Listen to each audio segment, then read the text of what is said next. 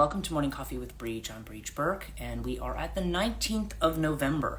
Now, today, for those of you following the astrology, is going to be, as of, I think, 3:30 Eastern Time, this is when Pluto shifts into Aquarius. So, good morning, Alex. Yeah, I was just talking, I was saying 3:30 today, we have the shift into Aquarius, because I think we're both Eastern Standard Time. So, yeah, that is going to be... and I guess if there are people in the UK, it's going to be 8:30 this evening. We'll have the shift. But so, and Sam, good morning, afternoon. Yes, we've made it. Good morning, Suda. Yeah, we'll see who joins us this morning.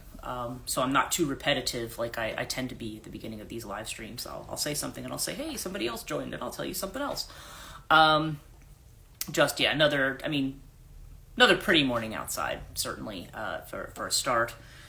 And yesterday was an interesting day because I found, like, I did the live stream in the morning, and then I found I was just very emotional. It was like I felt really strong pressure, like, on my crown chakra, on my head. And then it was like all of a sudden I felt this, like, wave of, I don't know, it was like grief or sadness, and it kind of... But my way of dealing with it was not to say, like, well, why am I sad? It was just like, okay, there's something coming through here. So I just kind of just kept doing my thing. Like, I had stuff to do. I had to finish, since I ended up having an unexpected, well, not really totally unexpected, but since I wasn't home most of the day Sunday, I was like, all right, well, let me finish my house cleaning. Let me finish, I just kind of went around and did the normal stuff. And then after that, then it was just like I did my live stream at noon for Katonia, and things kind of lifted after that. Like I kind of felt like that would be the case. Because I discussed mother-father archetypes on that particular live stream in connection with the stories and everything. And Alex says, interesting, I had a similar experience yesterday, very emotional, felt like it needed to be cleared. Yeah. Like I felt like something, it's kind of like when you're doing healing, like stuff comes up. And a lot of times when it's something that makes us not feel good, just kind of like think about it. If you're in pain, the first thing you want to do is stop the pain, right? If you hurt yourself, how do I get out of pain?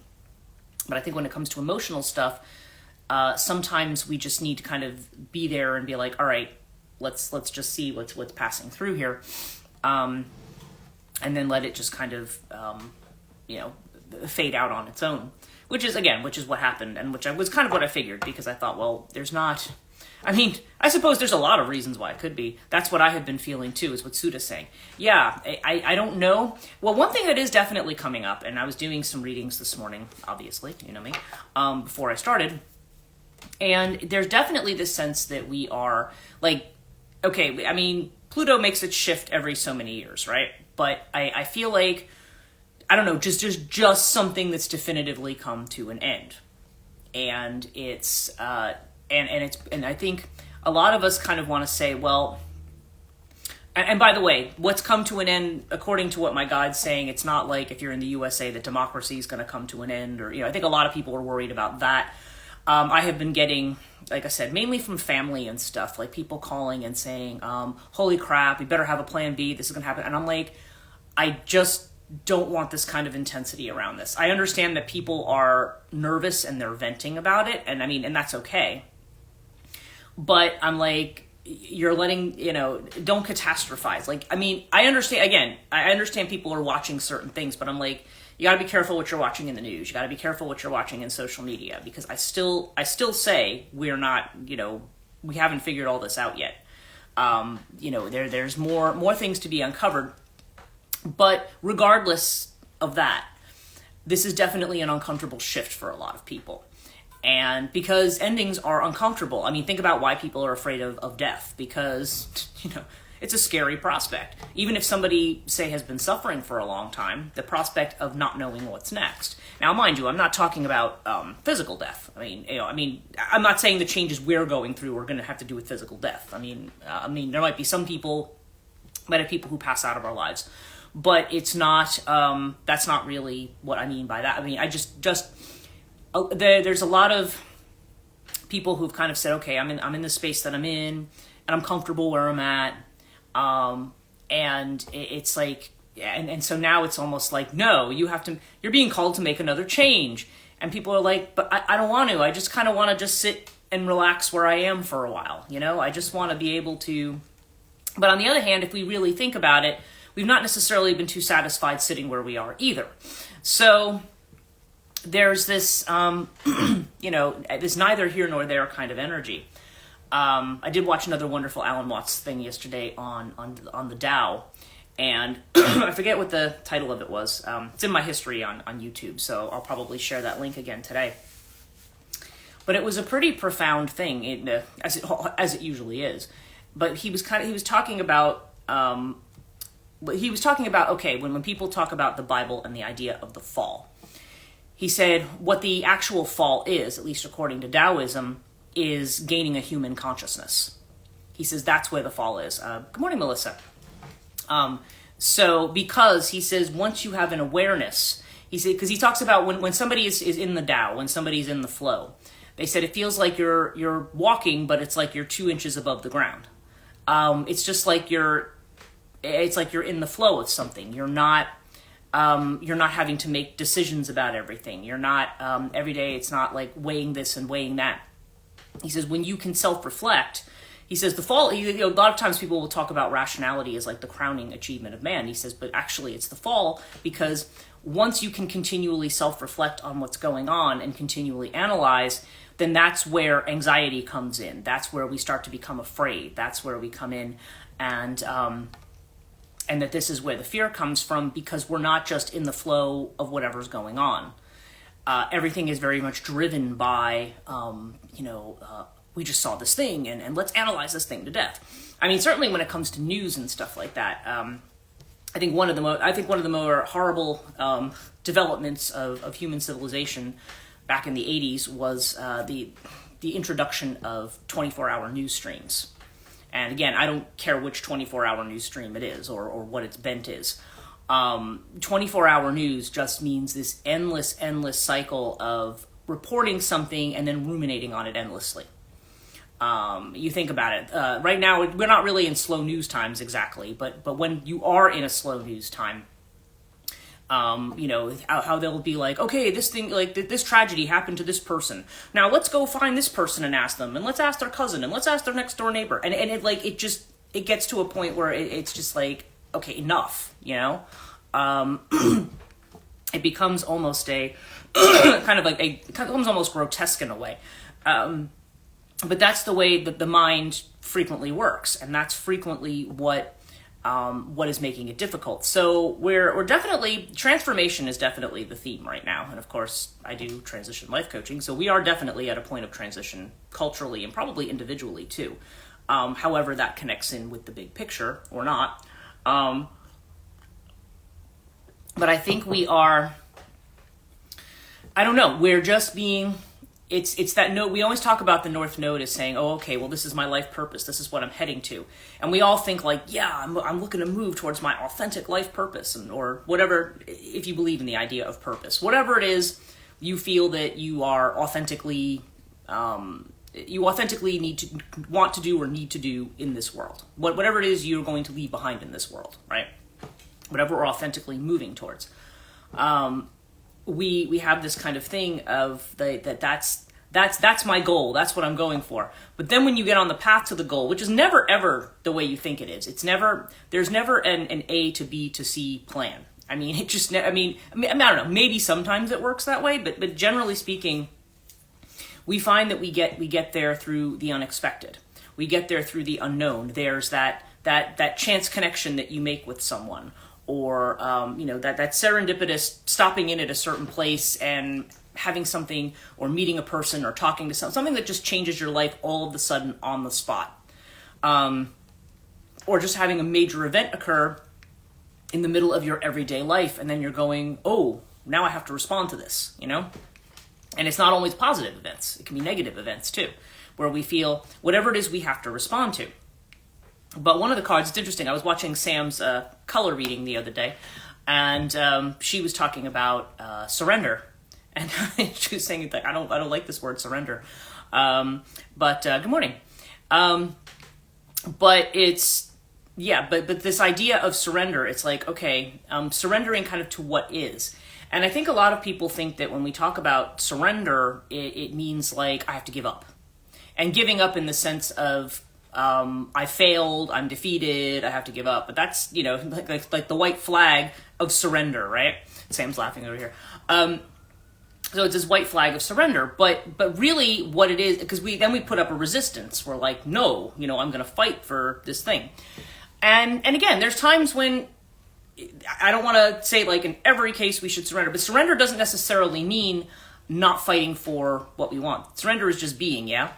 Kind of. It's like surrender is just, it's an acceptance of what is, whether it's the way we like it to be or not. It's kind of an acceptance of situations, because surrender is basically what you're surrendering is the need to control. That's the thing that you're surrendering. You're surrendering the need to say, I have to be on top of this outcome, and I have to make it come out the way I want it. Because that's what a lot of us do. We're saying, okay, this situation has to go to this outcome. So what are all the actions I'm going to take to make it go to this outcome? Now, again, there's times when it's our task to make something come to a certain outcome. So yeah, we're going to put certain work in. But things frequently don't go as planned. And so so really it's that flexibility that you have. It's like saying, okay, I've planned to do it this way. Oh, well, okay. Like if you save money, okay, you have a bank account and you have a savings account and you say, okay, I'm saving up to do this thing, to buy this thing, or to pay for this. And then all of a sudden there's some kind of an emergency and you end up with half of what you had in your bank account. So now what you were working towards, now that's been screwed up, right? Or you feel like you have to wait longer, but then suddenly something comes up and a bunch of money comes in from somewhere, so, it's not something you can plan for. You just kind of have to surrender to what is. That's why a lot of times they just say, okay, get an idea of where you're intending to go, and then just kind of go there. We live in an outcome-driven world, so kind of unsubscribing from that. Yes, exactly. Well, yeah, right. And that's to the point of why working in education, why I hate outcomes assessment. When the last job I had as a manager, when I was working with another librarian who was like, oh, so you want to be on, you're in charge of data and stats, like, because I did the tech work. She's like, oh, you want to be on the outcomes committee? I said, no, I don't. I said, You're the ones working in the front with the students. You be in the outcomes committee. You decide what outcomes you want. I just produce the data. I don't, you want data? Sure. You want a report? I'll produce a report for you. Do I care about what it means? No. Only to the extent that I have to. But I don't. Again, I think with that in mind, it's not that we go through life with no plan. Okay, it's. Yeah, I mean, we if we're trying to, I don't even want to say if we're trying to get somewhere. It's just if we have a sense of what it is we need to do, or what we want to do, or where we want to be, then we just, you can have a rough plan of like, okay, these would be the steps to get to where I want to go, but acknowledging the fact that those steps have to kind of breathe. You have to have this breathability to be able to to say, okay, well, if things change course, I'm not so rigidly locked into what I have here that I can't adapt. For some people, that means like making plans A through Z, like my sister was talking about the other day. She's like, okay, here's my plan Z, and I'm like, okay. I mean, it's fine, but sometimes, yeah, and it's not that we shouldn't work for the things that we want, or things that the directions that we're moving in, but we have to recognize sometimes that when we hit that wall, this may be a sign that, okay, the way we wanted to do it is either not ultimately the right way. And again, just because it's not the right way, a lot of times we start to get bogged down in feelings of dismay, frustration, anger, saying, oh, see, that means I did it wrong, so now the whole thing is wrong and I wasted time. Like, we kind of get into that mode too. And it's like, no, sometimes part of the process of getting there is making the mistakes along the way. Sometimes you have to make the mistake because experientially you have to have it. If you don't have the mistake, then you're only going to be able to intellectualize why things should be different. You know, like sometimes some of us had to have a starter marriage just to see like, oh, okay, this is what it is and this is what it isn't, right? You know, like in my case, it was like I had one idea of it and I went, oh no, that idea was completely wrong. Or actually, maybe my idea wasn't completely wrong, but at least I knew what I was looking for and not looking for. Yep, you know, yeah. Sometimes you have to just go in it. That's the essence of the Fool card, actually. And that's actually kind of appropriate right now with things moving into Aries, because Fool is definitely Aries energy. It's the 0 card. It's at the beginning of Tarot. And the Fool is also just about the way in which we take risks that appear foolish to other people.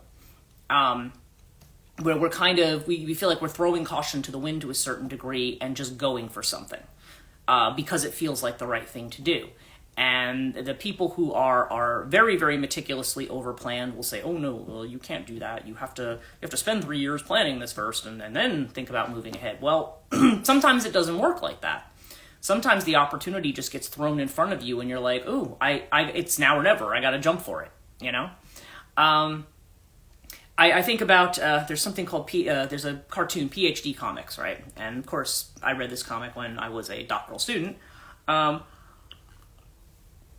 And one of the things that's interesting about it was, there was one of them I remember. It was like, no, there's like a stick figure thing, and it was like, okay, here's the path to here's what you assume the path is to your PhD. And then they show the person kind of like walking, and then there's this step, and then there's this step, and this step. This is what your actual path is. And so it's like the person goes 2 steps forward, and then all of a sudden it's like, you know, it looks like just basically just a mess of lines drawn here and there, and then you're back here, and then you're up here, and then you think you're at the end, and now you're back at the beginning. And honestly, that's just not working on the PhD. That's really the way life is. Because I think life is chaotic. We like to think that there's an order to things, right? Order, you know, everything's nice, neat, and organized. And that's the way we exercise control over our environment. And to be fair, this is the way that our minds are able to stay centered to some degree, is to be able to make some kind of sense out of the chaos, to make some kind of sense about how to act in this kind of uncertain paradigm. But sometimes it's not a linear process. Yes, that's what Melissa's saying. It's not linear. And you're right, it's not linear. We have to, it's like, yeah, there's this moving from A to B to C to, you know, we've got this. It just doesn't happen that way most of the time. And what Joseph Campbell had once said was, he said, if your life is all nice and neat and orderly and everything's planned and moved from A to B to C and, oh yes, you did this step and then everything went smoothly and there were no bumps, he said, then you might be living somebody else's life. Okay, now how does that work? How do you live somebody else's life? Well, it's more that you are you're living.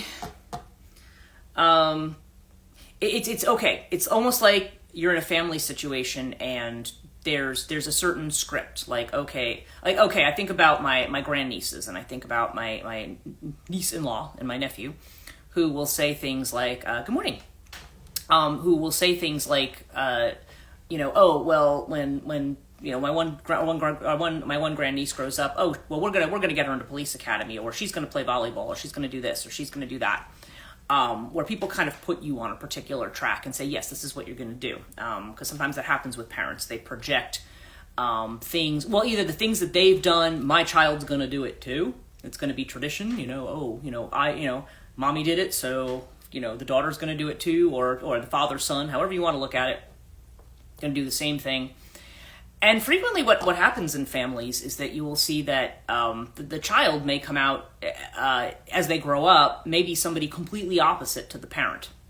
I've seen that happen a lot. I especially see it in households where you have people who are like very, very strictly religious, let's just say. And I'm talking like Christian fundamentalist religious. And then the children are just completely off the charts. Like they're like, you know... They've gone off to live a life that is like the extreme opposite of what their parents are. I know a lot of people who are in like the esoteric community who are like that. They came from fundamentalist families, and now I'm like, whoa, they're like they're pretty far away from that right now. And that doesn't have to be a bad thing. I always feel that fundamentalism is a kind of fear response. that one becomes fundamentalist because they want that order and they want that structure. They want a guaranteed structure. So they're thinking like, well, I'm going to follow the Bible, and if I follow these rules, then everything's going to go exactly the way it's supposed to be. And so even when things are not good, well, it's because all these other people were not following the rules exactly the way they're supposed to be. So we've got to try to get those people to follow the rules the way we're following it. And that's not really what it's about. This fundamental, you would think, really fundamentalism has to do with simplicity, right? To go down to the fundamentals is back to the basics. That's the idea of it.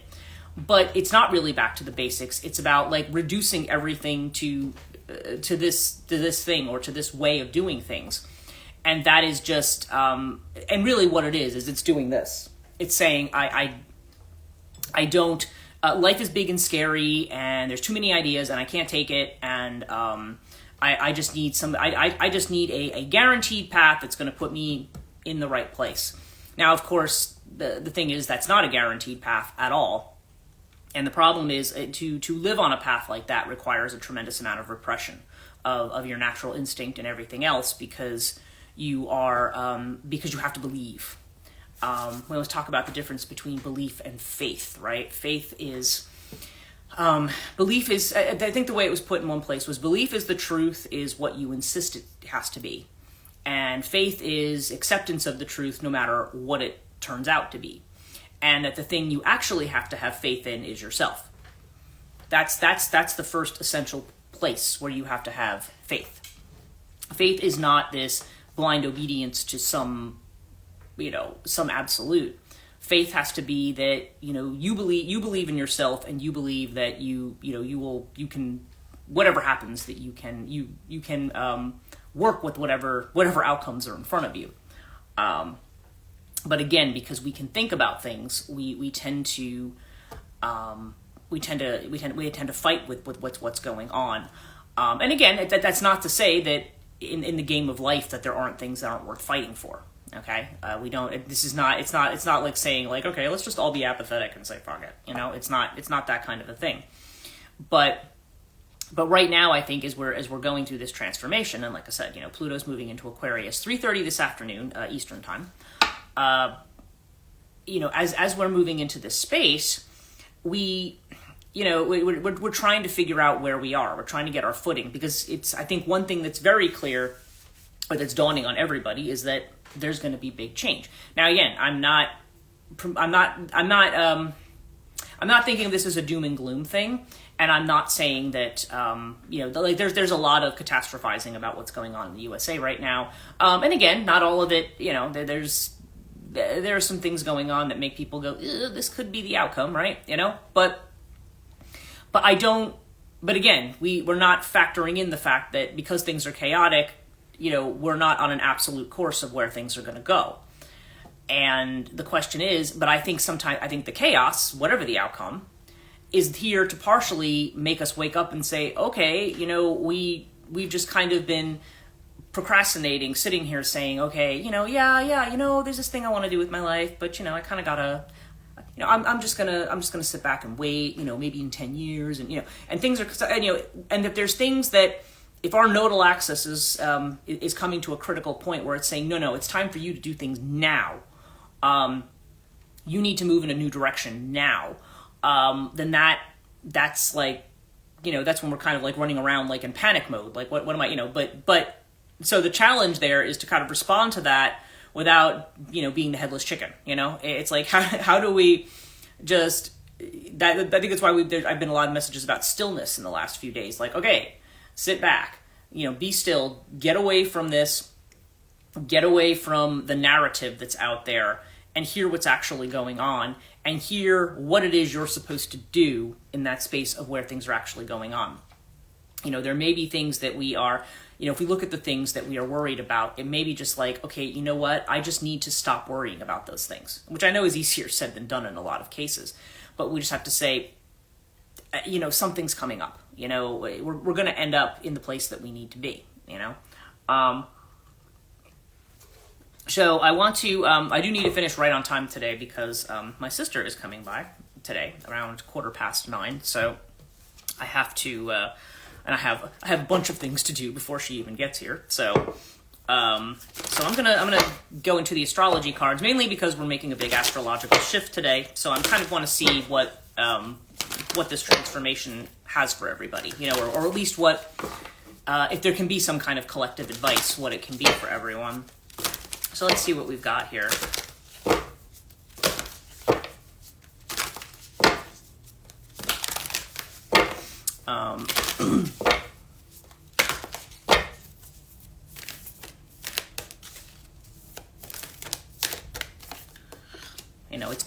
It's interesting. Our first card is Void of Course Moon, okay? And remember, we got that yesterday as our unseen surprise. Nothing will come of this situation, right? So I think there's a sense that, but the Void Moon card sometimes comes up when we're trying to, dropping things.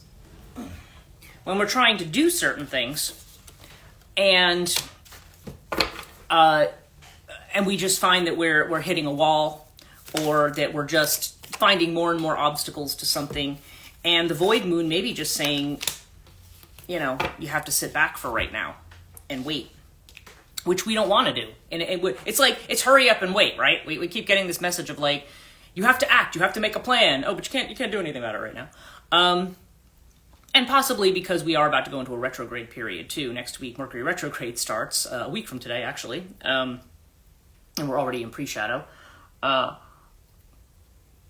So again, this is a time of correction. This is not a time... There's this idea of, yeah, we're moving forward, but hang on, have you sorted out what you've had to leave behind? Have you sorted out the things that you need to let go of? And have you let go of them, right? So we're starting with the Void Moon.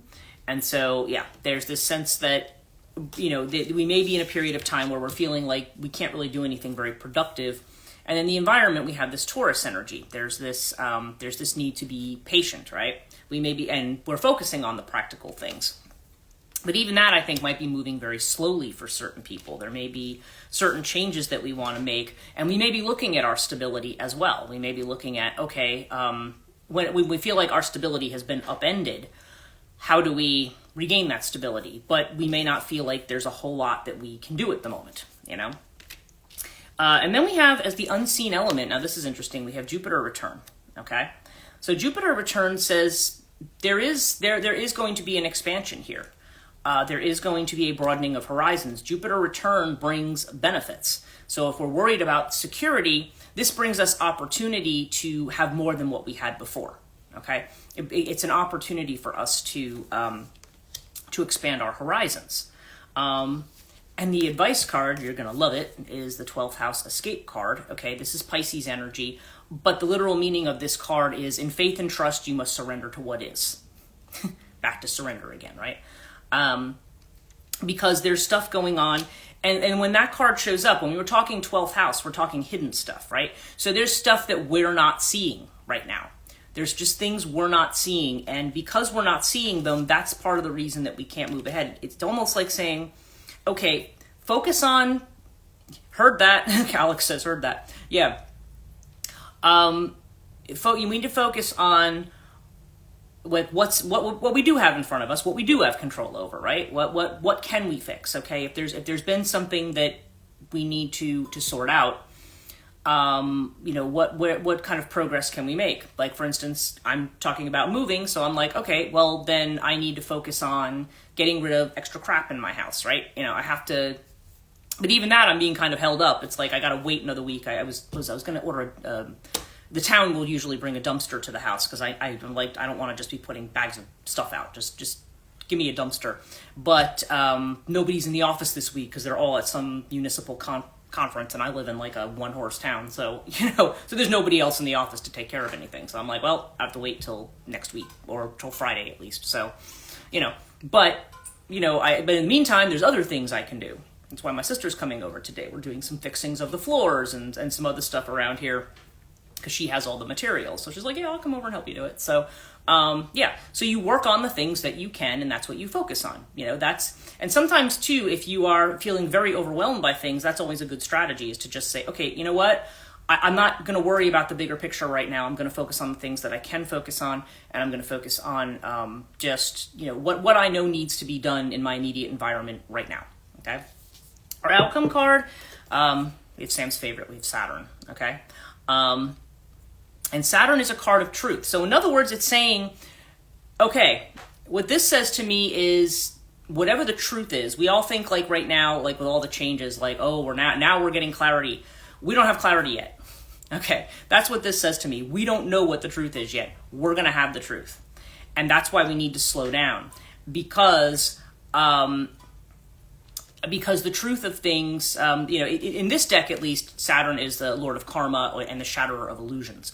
So right now we're looking at everything that's going on and we're like, oh, this is what it is and this is what it's going to be. What this is saying is you have to trust what's going on here because you don't yet have the truth. The truth is something that is still coming, which is also why you want to be careful about doing the headless chicken planning. It's an interesting phrase, isn't it? Where we kind of run around and say, oh, I have to do this and I have to do that and it has to be this way and it has to be that way.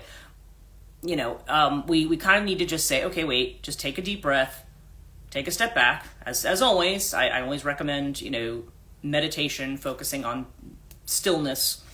One way, again, without getting into any kind of techniques that I'm not allowed to share via, like I said, I mentioned yesterday, the classes that people could take in IM meditation that are free, and that they can be taken via Zoom, if people want to do that.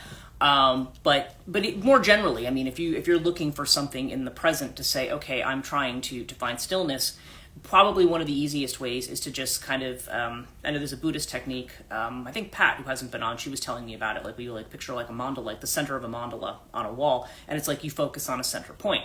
But you can also just take a point on your wall and focus on it, and as you focus on it, just watch your thoughts go by. And try to do that for about 2 minutes, and try to do that every day. And if you do that, you find after a while that you're able to take a distance from your thoughts. And not, you can still hear them. They're still there. You're not trying to suppress. Wow. Okay. Noted. Yeah. You can't, you don't want to suppress your thoughts. Okay. You don't want to, you don't want to be, because sometimes what happens when you do an exercise like that is like you see a thought come in and you go, oh no, a thought came in. No, it's okay that a thought comes in, but you just kind of watch it like it's like you're watching, I don't know, a merry-go-round in front of you, or you're watching, the scroll at the bottom of the screen. It's just like you just kind of watch it go by and you don't really think anything else about it. You just kind of observe that that's what you're thinking. And it's not, and then, but then you don't want to jump on it and analyze it and say, oh, I'm thinking this, and why am I thinking this? And no, just what is it? You don't necessarily. You may find that you start to follow some kind of a thread, but eventually, after a while, you can after a while kind of trick yourself into not thinking anything at all. Because sometimes it's how it is. It's that self-consciousness. It's like self-consciousness turned back on itself. If you if you have, it's like, okay, and that was what Alan Watts was talking about yesterday. He says, if you have a child, say, who can dance very well, and then you say, oh, now we need you to perform and we need you to dance for other people. Well, now there's a self-consciousness there, right?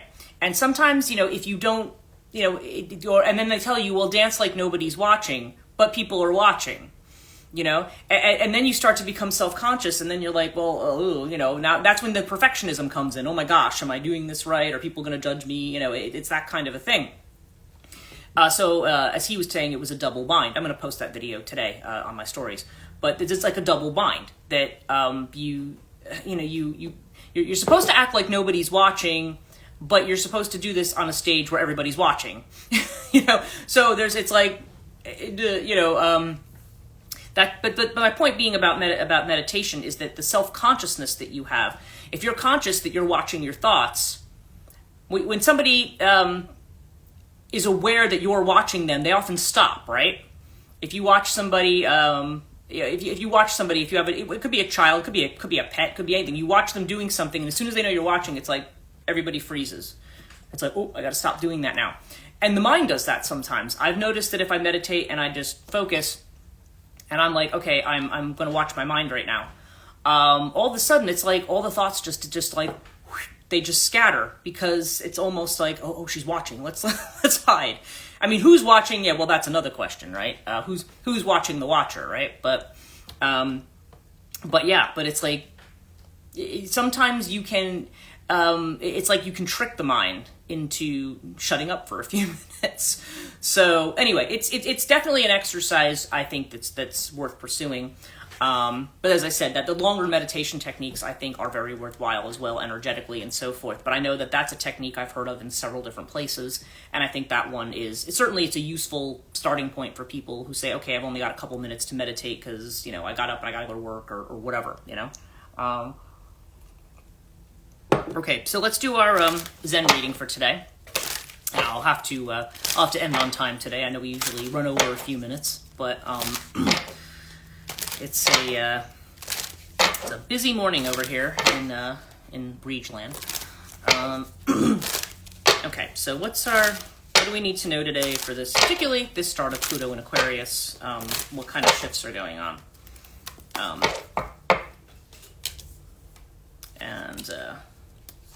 And when you're moving it into entirely new space too, it kind of occurs to me that when we're moving into a new space that you can't, we always try to predict what things are going to be. Like I was talking about Steve Judd's video the other day on Pluto and Aquarius, and he's saying, like when Pluto moved into Scorpio, I think, back in the 80s, it was like, okay, this is what's going to happen. It's like generally whatever bad things they thought were going to happen didn't happen, and all the good things they thought were happen also didn't happen. It was like the reverse happened. We don't always know what the new era is going to bring. But okay, so what are we focused on here? We're focused on healing. Okay, this is King of Water. There's a focus here on again, this is kind of interesting because it's showing the open heart center here, right? The open Anahata chakra. And the idea of doing that kind of energetic healing on the heart space. We're in a space where we're being called to open up, okay? To open the heart to, again, that challenge of vulnerability as strength. The idea that in spite of what's happening, I'm still going to be a compassionate human being. I can still have an open heart. We may have to go through a lot of crappy emotions or crappy, getting rid of like a lot of the bitterness and the anger and things that we have. We're trying to transmute that into a way that we can work with it. I always feel like every aspect of us is not. It's not like, oh, that's a bad thing. I feel like every part. Again, kind of having a tantric viewpoint. I kind of feel like every part of you, even the bad stuff, has a fit somewhere. It has something that you can do with it. The inner feeling of which we're unaware. Well, yeah, nothingness, right? Or nothingness. Yeah, I mean, this is kind of nothingness as a concept, if we think about it in terms of what it means in Eastern belief. To say that something is no thing, it doesn't mean that it doesn't exist. It simply means that it doesn't have a form. We can't apply a form to it. No thing is often the way the idea of God is talked about to a certain degree, or the ultimate. It's no thing. And I remember at one point, I think it was Pope John Paul II, who had made a comment on this philosophy, and he says, oh, see how negative they are in these religions. And I'm like, no, you're missing the point. No thing means there's not a thing. So when we talk about God, for instance, God is not a thing. God isn't a thing. We always tend to think of, have that Zeus model of, the guy on the throne with the long white beard. That's not what God is. Even in Hindu or Buddhist belief, where you will have, like, that's why in Buddhism you will often have a bodhisattva, or you will have a kind of Buddhist saint who you can look to as kind of as an example or as a guide, but they're not gods. Okay, that's why I always try to tell people they're not gods. And even in Hinduism, when you have the idea of the Ishtadevata, the chosen deity that you have, who is the deity that you bow to, and it's not so much about, it's not the kind of worship relationship that we think of in the West. It's more about how do you emulate the qualities of that deity, or how do you bring the qualities of that deity into your life. It's not about, as Amma would say, she said, the deity is like the ladder. It's like you're trying to get to you're trying to get to this space, and in theory, we'll just say it's an up space, right? And to get there, though, like, how do you get in this void, how do you get from here to there? Well, you have some kind of equipment. You have a ladder you can climb. You have climbing equipment. You have something that's going to help you. And that's what the deity is. The deity is the structure that helps you move. It's the vehicle that allows you to move to that next place. But ultimately, and they will all tell you this, Campbell will tell you this, Carl Jung will tell you this, that ultimately, Jung put it this way, he says, religion is the ultimate barrier to a religious experience. Your belief and your faith is going to be your barrier in the end, because in the end, when you're really going into that space, you're going into no-thingness, okay? It's not something that the mind can comprehend, and that's why we have things, but we work in images. Our minds work in images. The idea of being part of no thing, we're like, well, what do you mean no thing? Like, there's got to be a thing, there's got to be, the mind can't latch itself onto anything, and because we have a mind, we have to have something to latch onto. That's why I always say that meditations are better where there's kind of a guided meditation or there's a visualization, rather than just, okay, sit there and empty your mind for 10 minutes. It doesn't work. It doesn't work. It's too noisy. Our external world's noisy and our internal world is noisy too. So it's like the only way you're going to have that quiet is if you can take one-pointedness. That's what they talk about. You can focus on something. And now you're not going to be able to achieve this every time you meditate. There's going to be a lot of times when you're sitting there trying to focus on something and you're thinking, oh, I got to do this in an hour and I got to do that, blah, blah, blah. Like your mind just kind of rambles. And at the end of meditation, you go, well, fuck, I've been thinking about all this other stuff. But that's okay. I mean, it's like anything. It's like a muscle you build. It takes practice. And then after a while, you find that you can let go more and more. And the other thing Amma had said was that even if you can have like 1 or 2 seconds of one-pointed meditation, that it benefits the whole world. That's what she said. You can do even a couple of seconds. Forget about minutes, just even a couple of seconds, because it's so hard to do. But that's kind of how it is. So internally, there's this no-thingness. We're kind of aware of this lack of structure, right? But the external feeling of which we are aware is we have this rebel card, okay? We have the Emperor. We're aware that we are in rebellion now against what's going on. I mean, the rebel card can sometimes mean, break the chains and be who you are. But I think that's the positive side of this is that, this is about liberation, really. Because liberation means I'm liberated from the idea of how things are supposed to be. Like, that's the rebellion. It's not like I have to follow a script. It's not like I have to, if you decide that, okay, things don't happen in an orderly fashion and I'm just, I might have my plan, but I'm just going to go with whatever, and not overthink it, which again, easier said than done. But that's it. That's the rebellion against this way of being that says that we have to do things in a particular way, in a particular order. So we've got the traveling card now. This is our advice. 8 of Wands means things are, okay, remember our root question here is, what do we need to know for this beginning of Pluto in Aquarius? Okay, we don't know where we're going. We know we're breaking the chains of something. We know we're healing and opening the heart space, and things are going to move fast. Okay, this is the traveling card. But the 8 of Wands, the 8 of Fire also, don't forget, in this deck it talks about, it says, we are going to get to where we need to get to. And we're not going to have to plan too much. That's actually the meaning of this card. You don't have to plan too much. You just, you're going to, it's kind of like let yourself flow with it, and it's going to take you there. It's going to take you there fast. And what's the outcome card is friendliness. It's the 2 of Cups. And again, this goes back to what I said about the masculine and feminine being in harmony, about people moving towards helping each other and not just about what's in it for me, right? Which is interesting because right now it doesn't feel like that's the kind of world that we're in. It feels like we're moving away from that kind of a world even more, but we're not. That's the thing.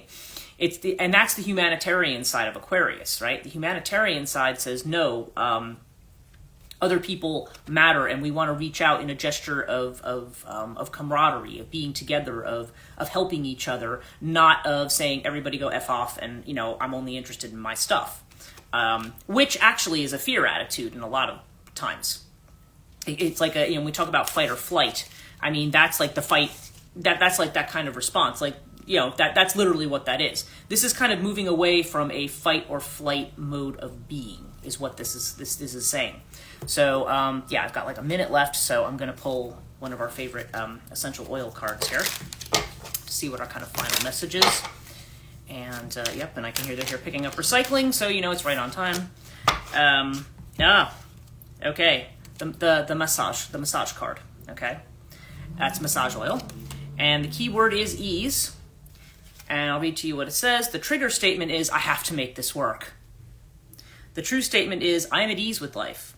You need to ease your grip on life so that it can lead the way. There's an outcome brighter than you can imagine. Okay, so that's it. Our mind's jumping in and saying, yeah, but this is happening, but that's happening. And mind you, I'm doing this too. So I'm not saying this like, yeah, you people doing this out there. I'm doing it too. But it's reminding us, ease your grip. You know, if you can't solve it, don't just be like, you know what, universe is going to solve it. You know, that's potent. Yeah. And like I said, we're seeing that unseen energy is Jupiter energy, right? Things are going to be expanding, not contracting. You know, right now it looks like we're in a world that's contracting, you know, in fear, but it's like, nope, that's not what's going to happen. So let's just go with the flow, understand that this is the growing pains. And she says, haha, spot on. Yeah. Yeah. So, you know, that's where we're headed to. We're just, you know, and whatever this means for you individually. But this is the direction that we're moving in. So it's saying just let the universe do its thing. It's like having the kid in the car going, yeah, but are we there yet? And this and that. And then you're just kind of like, just stop it. We're gonna get there. It's like, you know, the driving. Thank you so much. Love spending time with you all every day. Yes, you're welcome. And I love spending time with you guys too. I'm glad that you're all able to come on and to join me. And thanks so much. Ladies, have a beautiful day. I'm putting the universe in the hands today. Yep. All right. It's a good affirmation for the day for sure. So all of you have a absolutely wonderful Tuesday, and we will see you tomorrow morning. And some of you I will see tomorrow night at the ISFM. Oh, I'll be emailing the ISFM any updates today for people who are students. So, yeah. So have a great rest of your Tuesday, and I will see you guys tomorrow. Take care.